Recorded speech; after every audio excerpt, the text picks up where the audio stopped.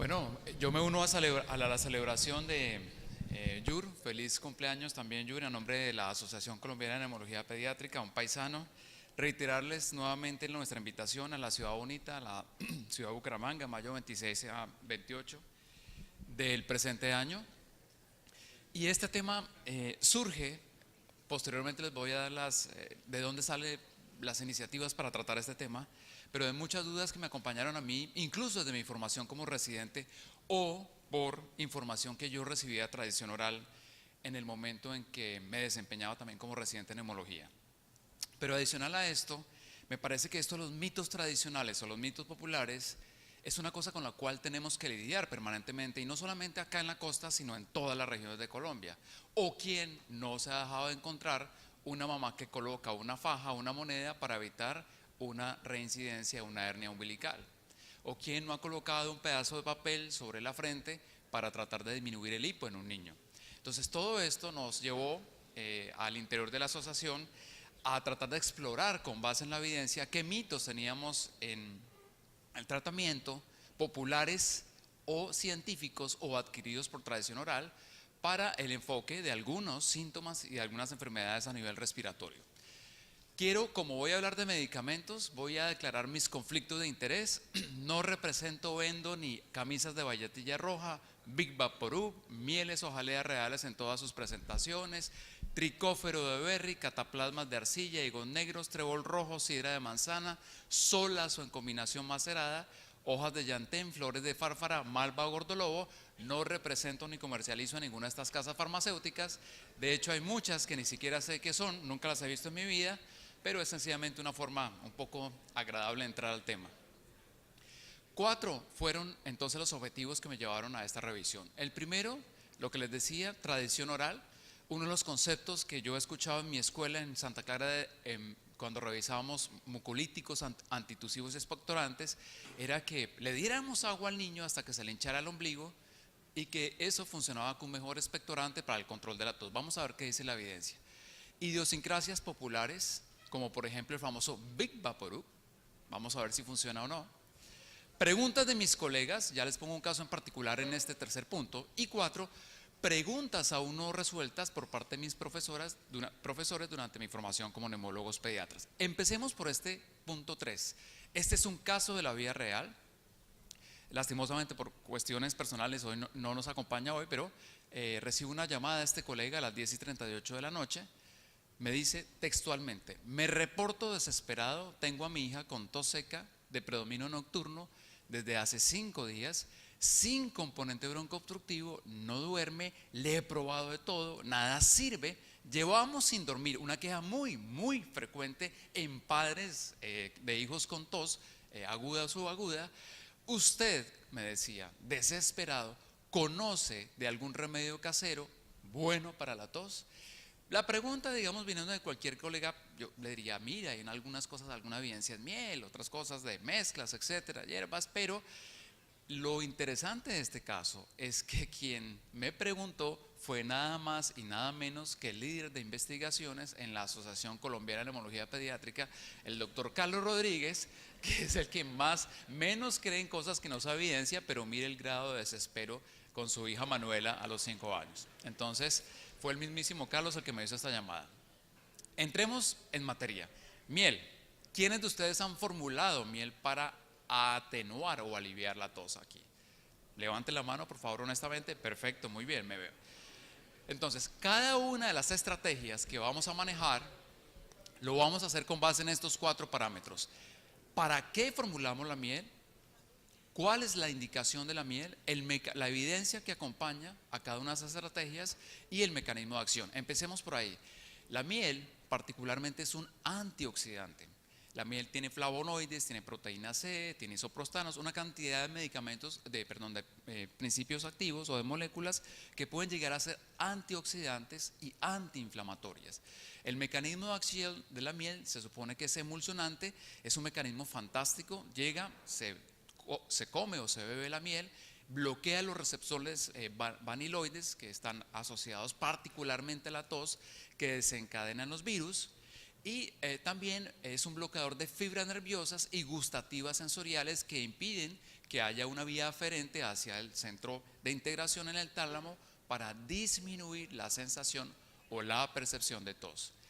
Igualmente antioxidante y antiinflamatoria. ¿Qué tenemos en la evidencia? Tenemos 4 o 5 estudios aleatorizados controlados de más o menos, digamos, una buena metodología y de la cual se ha desprendido básicamente las conclusiones que les voy a entregar.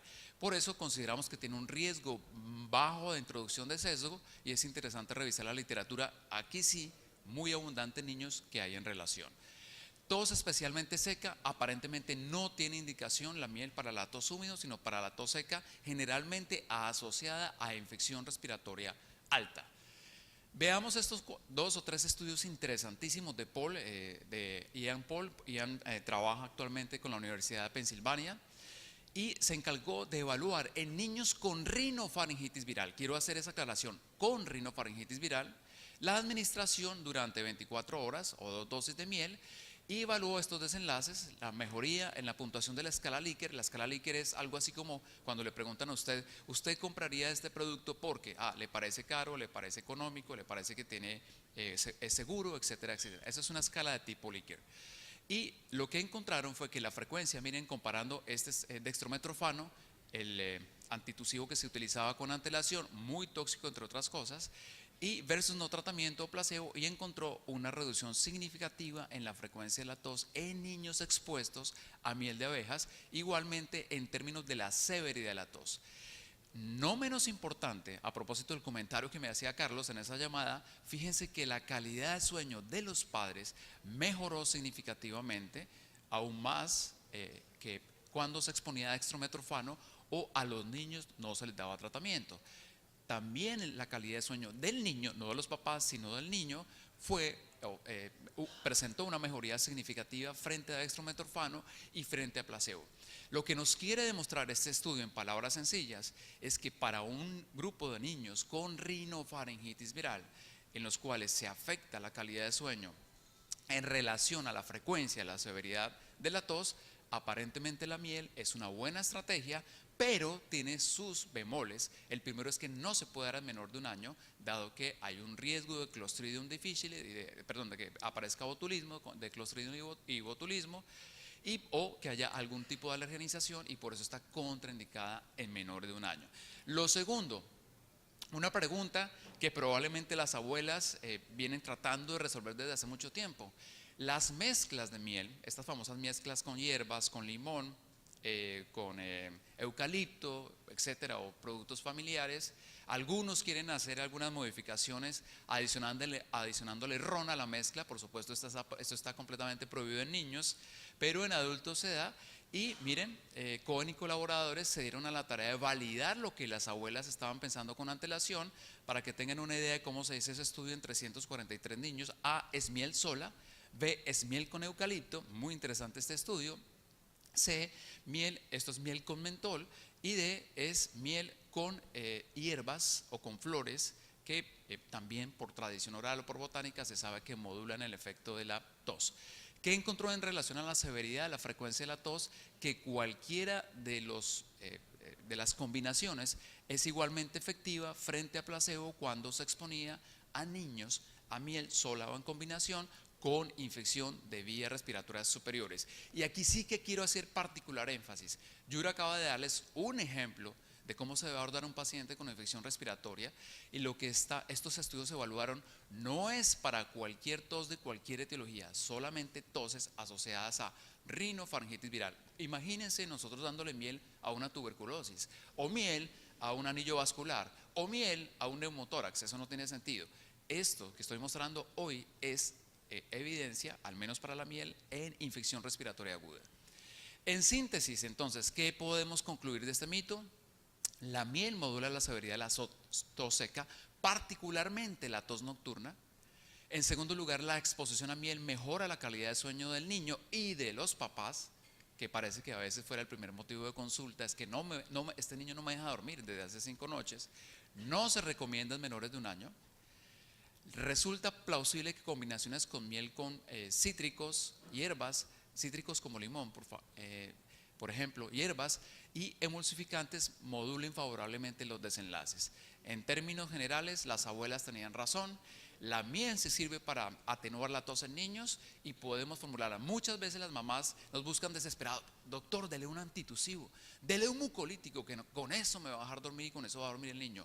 Ya saben que esos medicamentos pueden resultar tóxicos, a veces no son mejor que placebo, y tenemos una estrategia natural que generalmente no produce efectos secundarios y que ha demostrado desde el punto de vista significativo y clínico que mejora o atenúa o mejor modula particularmente la frecuencia y la severidad de la tos nocturna. Entonces, este mito, nuestro primer mito de los 5 que vamos a hablar, es un ángel y no un demonio.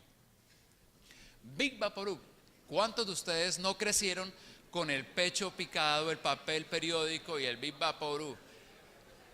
Eso en términos de la administración más benévola, porque hay otras formas de dosificación que son directamente en la nariz, muy peligrosa por cierto, y otra que para esta revisión encontré, y es en las medias, en los calcetines. Acostumbraban a colocar el Big Vaporub durante 2 o 3 días sin permitir que el niño se bañara para mejorar los desenlaces de tos. Vamos a ver qué pasa con la evidencia en el Big Vaporub. Primero, tipo de intervención terapéutica. Esto ya me da tos, arranco entonces con el Big Vaporub. Esta sí, curiosamente, estaría indicada, según la tradición oral, para toses secas y húmedas. Particularmente, pareciera que la pechuguera le tiene miedo al Big Vaporub. El mecanismo de acción sería un descongestionante nasal. Interesante esta teoría, y quiero que se concentren un minuto en esto, porque esto es mágico. Esto yo creo que pocas veces lo vemos.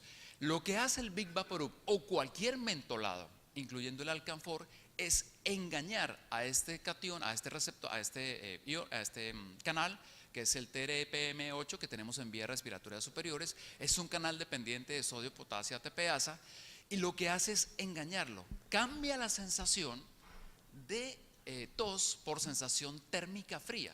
Por eso es que en las comerciales o en la publicidad, cuando alguien tiene tos y se chupa un Halls, parecería que las cosas funcionan. Entonces el mecanismo de acción del Big Vaporub no es diferente a estos mentolados o al alcanfor, y es tentador pensar que llegará a tener algún efecto clínico. Al sentir la sensación engañosa de que no hay tos, sino que se cambia por frío, esa sensación térmica de frío hace que la persona piense que está descongestionado también en la parte nasal. Fíjense lo curioso de este mecanismo de acción. Evidencia, hay 2 estudios aleatorizados controlados. Les voy a mostrar uno de ellos en niños, desafortunadamente con riesgo de sesgo, y hay unos estudios translacionales. Bueno, no, para eso no sirve el Big Vaporub, eso sí se lo aseguro.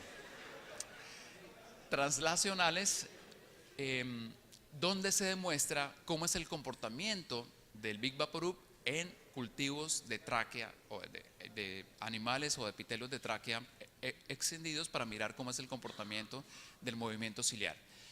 Este estudio, de nuevo, Ian Paul, en la Universidad de Pensilvania. Niños expuestos a Big Vaporub, niños expuestos a ungüentos de petrolato y niños para controlar la tos, y niños expuestos a nada o a Cilan, que es un placebo. Y fíjense cómo hubo una mejoría significativa y clínica con la administración de Big Vaporub. De nuevo, ¿será que nuestras abuelas tenían la razón?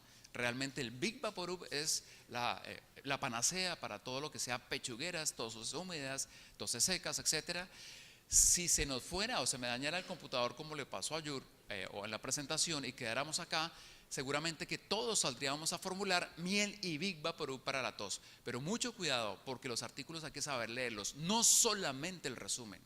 Y miren lo que pasó con los niños expuestos a Big Vaporub. 44% de ellos, 46%, tuvieron efectos secundarios. Y no cualquiera, sobre todo que no lo conocíamos, que era lesiones sobre la córnea o sensación de quemazón ocular, quemazón en nariz, lesiones sobre la piel.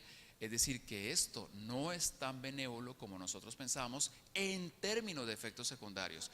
Pueda que sea eficaz, pueda que engañe el receptor, pero el precio que se paga, como lo hacemos a veces en corticoides, en displasia broncopulmonar, mejoramos el pulmón, pero dañamos el cerebro. Es una cosa similar a lo que se demostró para Big Vaporub.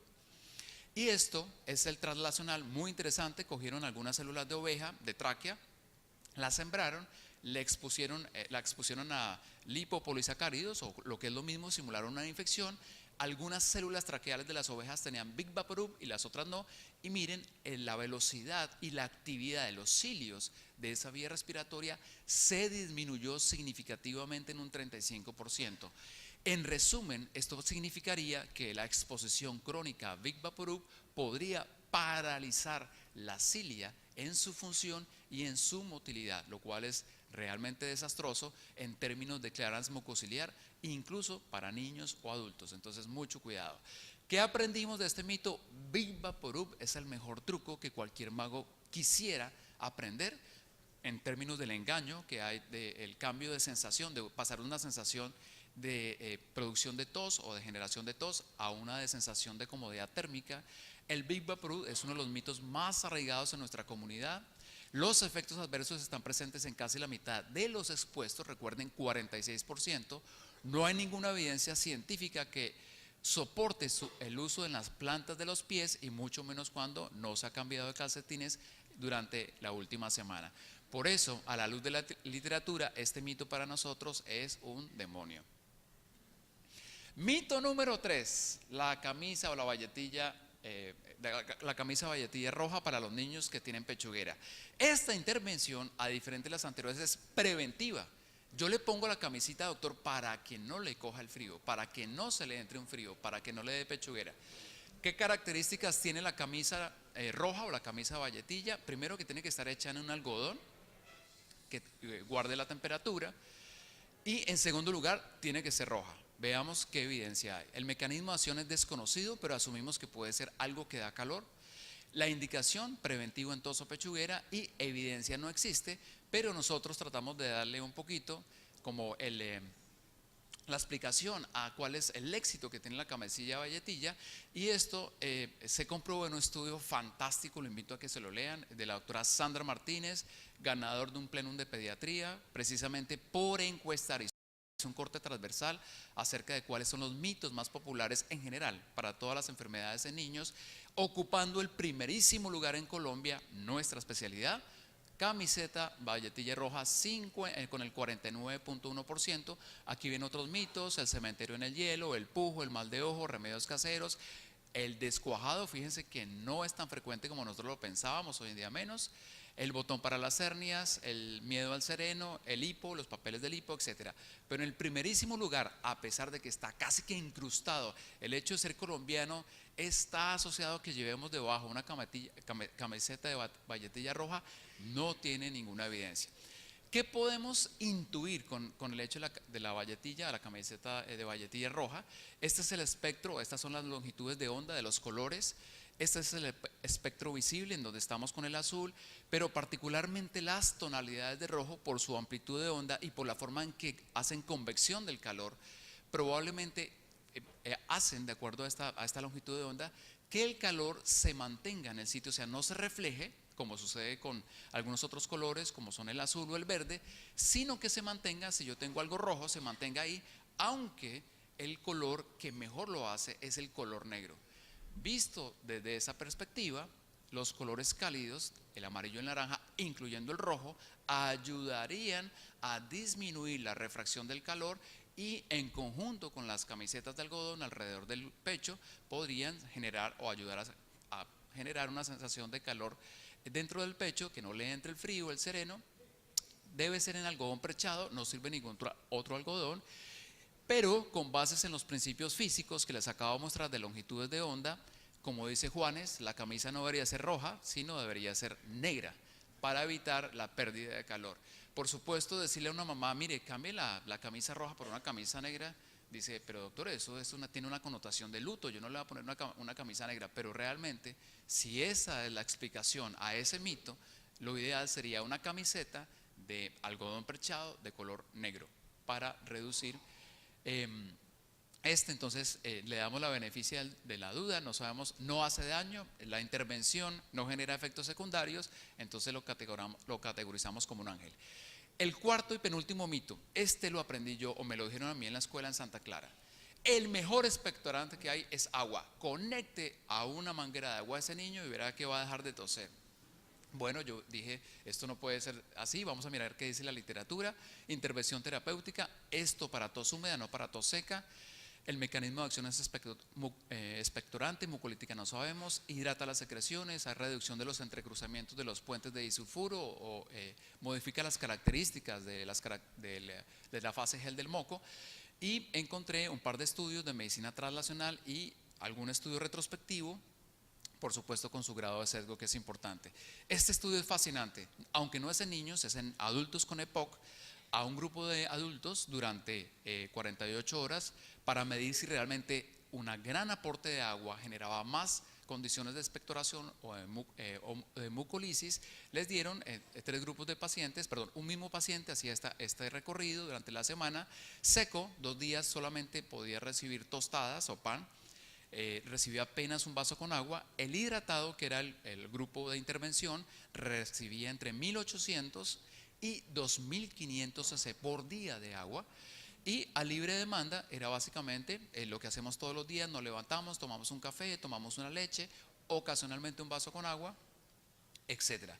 Y midieron el volumen del esputo y fíjense que a pesar de sobrehidratar a estos pacientes, cada rayita de estas es un paciente intervenido. Eran 11 pacientes, solamente en un paciente que tuvo valores extremos, pero en el resto de pacientes, en los 10 pacientes, no hubo ninguna modificación significativa cuando se le dieron entre 1500 y 2400 cc de agua, o lo que es lo mismo, casi 2,5 litros de agua.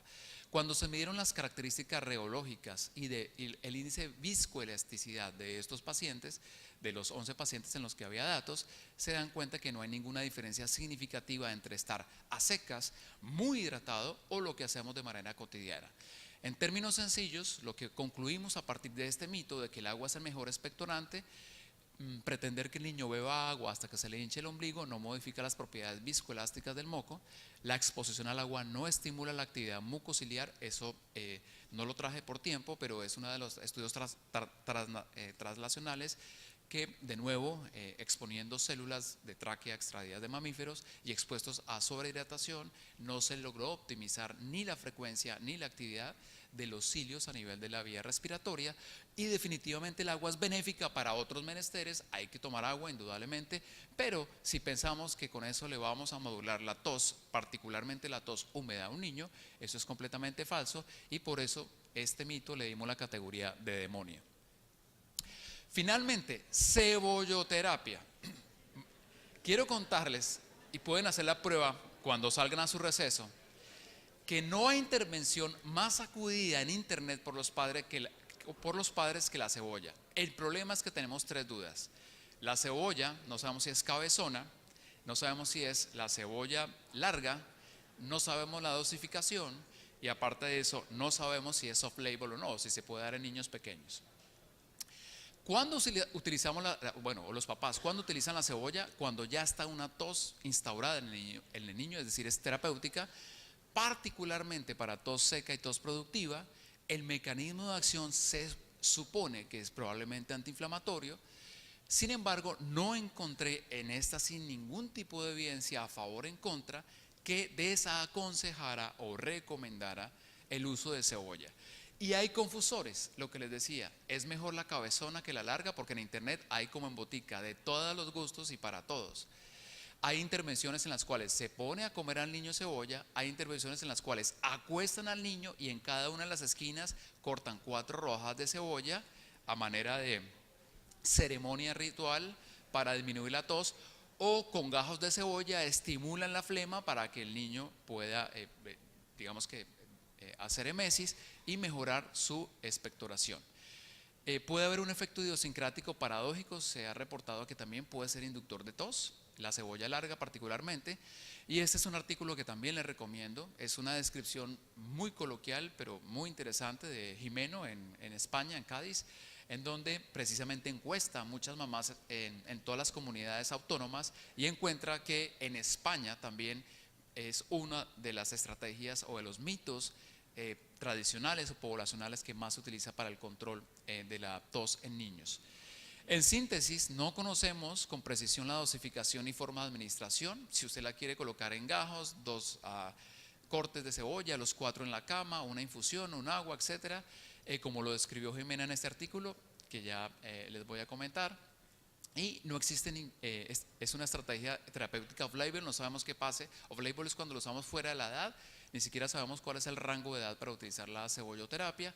No existe evidencia ni siquiera de baja calidad, pero en internet sí se acude mucho a una combinación que no sé si sea bebible, en la cual hacen cebolla, azúcar, vinagre y agua, que podría tener una mejor eficacia que la misma cebolla sola en rodajas o en gajos. Por eso yo coloco aquí que eso debe ser delicioso, y no sé cuántos de ustedes se atreverían a darle este menjurje a sus hijos o a sus pacientes. Por eso este mito es para nosotros un demonio. Este que está acá es el mismísimo doctor Iván Stan enseñándonos acerca de inhaloterapia, y es el último mito que traigo hoy, porque este es un mito. Este sí es mito de nosotros, no es mito poblacional. Los mitos poblacionales generalmente no causan ningún efecto secundario. Esa es la importancia de los mitos poblacionales. Pero los mitos en medicina sí pueden modificar conductas y hacerlas un poco más o menos riesgosas. Quiero cerrar mi intervención con este mito que siempre hemos tenido por tradición oral, y yo lo aprendí así, y yo lo decía así. Cuando hacíamos instrucción de inhaloterapia decíamos: mire mamá, cuando usted coloque el salbutamol o la budesonida o la beclometasona, etcétera, haga que su niño respire lo más profundo y cuente 10 segundos. Y hacíamos la mímica, ¿no? 1, 2, 3, 4, 5. Pues eso se ha demostrado que puede llevar incluso a terapias que demandan más tiempo en pacientes. No me quiero ni imaginar en pacientes con fibrosis quística cuánto más son esos 10 segundos, pero por sobre todo está demostrado que en lactantes menores o en preescolares, después de segunda o tercera respiración, ya el niño automáticamente se quita la inhalocámara. Veamos entonces si es verdad, mentira o chisme que realmente debemos hacer las 10 inhalaciones en primer lugar, y en segundo lugar si se debe hacer una inspiración profunda y una apnea para que el niño pueda permitir una mejor entrada de un principio activo de una manera mucho más eficaz. Tipo de intervención, sabemos que es terapéutica o preventiva, de acuerdo a si es un paciente con asma o con cualquier otra causa de síndrome broncoobstructivo que requiera broncodilatador o esteroide, asma, etc. Evidencia alta, aquí sí hay modelos experimentales, miden a través de filtros o a través de gamografías cuánto porcentaje del principio activo, cuánto salbutamol, cuánto esteroide entra a la vía aérea periférica. Les anticipo que no podemos ser muy optimistas, ya les voy a mostrar, no más del 40 al 50%, y el mecanismo de acción es que los medicamentos administrados con inhalocámaras mejoran la eficacia en la distribución del principio activo, lo cual es completamente cierto, pero esto es lo que queríamos hablar: un mayor número de inspiraciones, ¿verdad, mentira o chisme? Schultz publicó hace 2 años o 3 años, utilizando un modelo, como les decía, de filtro para saber cuánto salbutamol quedaba en la vía aérea, publicó este estudio en el cual midieron la cantidad de medicamento. Lo que les decía, generalmente no entra más del 50%, no importa el dispositivo que utilicemos, pero lo muy interesante que concluye este estudio es que con 2 respiraciones que haga el niño es suficiente para que entre, miren, aquí está la media, el 40% del principio activo.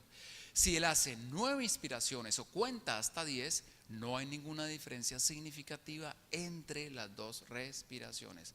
Puede que ustedes digan, pero bueno, 7 segunditos más no se le niegan a nadie, claro, pero el problema es en niños más pequeños. Vuelvo, insisto, que el niño se le logre a usted mantener concentrado durante 10 segundos para hacer en cada segunda respiración, creo que no tiene ningún sentido. Y esos 7 segundos pueden ser utilizados en otras actividades.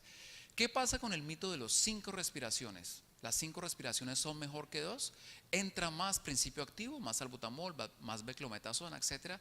Pues no, fíjense que 2, 5 y 9 entran exactamente en la misma cantidad de principio activo. Lo que podemos concluir de este estudio es que para este momento 2 respiraciones bien hechas son exactamente igual que las 10 que nosotros recomendábamos.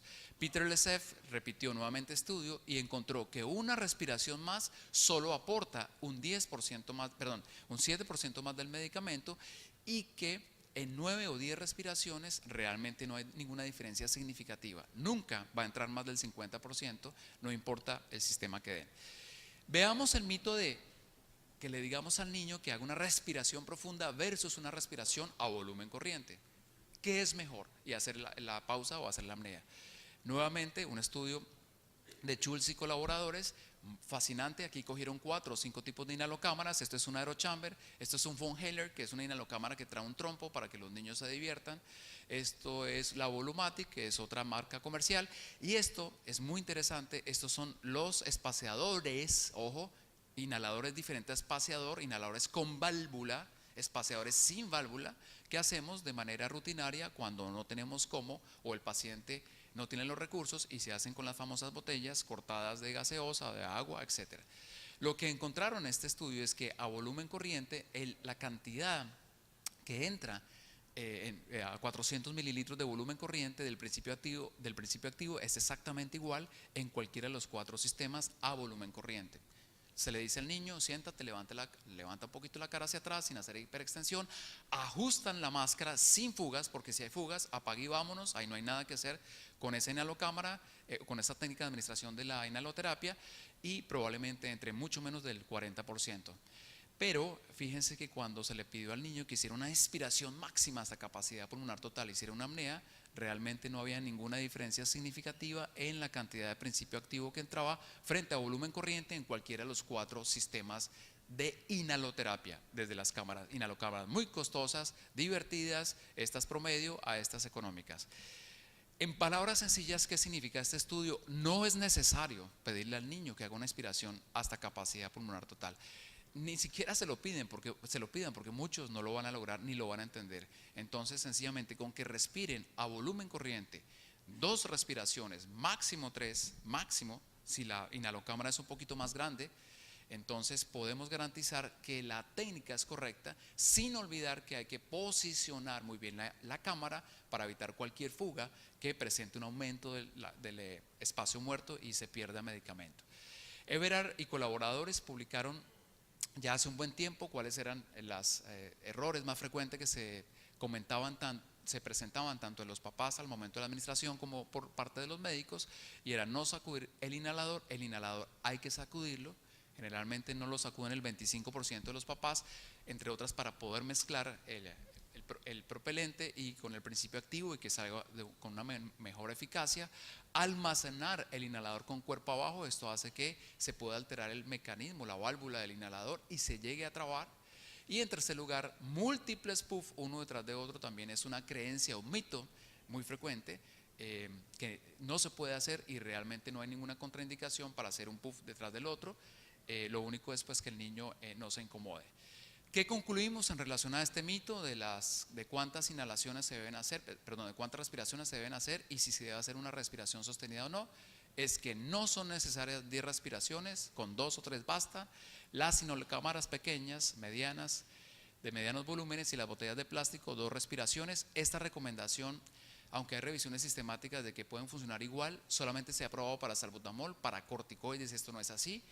Las botellas de plástico, primero, están en más riesgo de contaminación, y en segundo lugar, la distribución del corticoide no es similar, pero tenemos que ser consecuentes con lo que tenemos en el país, aunque traten de girar siempre a un espaciador con inhalocámara. Para estas de volúmenes pequeños o medianos, 150 a 200, utilicemos 2 respiraciones a volumen corriente. Pero si el papá llega con una inhalocámara un poco más grande, de gran volumen, entre 200 y 300, que ya casi no existen, pues 3 respiraciones a volumen corriente van a ser suficientes para entregar ese mismo 40-50% del principio activo. No es necesario esperar 1 minuto entre una inhalación y la siguiente, y sí muy tener en cuenta el volumen de la inhalocámara. Por eso, este paciente está con la inhalocámara inapropiada. Este es José Miguel Escamilla con una inhalocámara, aunque seguramente con otros principios y otros usos diferentes, no propiamente para inhalar salbutamol, sino para degustar un buen vino. Y a esta intervención le hemos decidido dar una caracterización, si se usa mal, de demonio, pero si la usamos de manera correcta, de ángel. Espero que muchos de los mitos que ustedes van a escuchar en sus consultorios hayan quedado resueltos y puedan tomar las mejores decisiones basadas en la evidencia posible. Muchas gracias.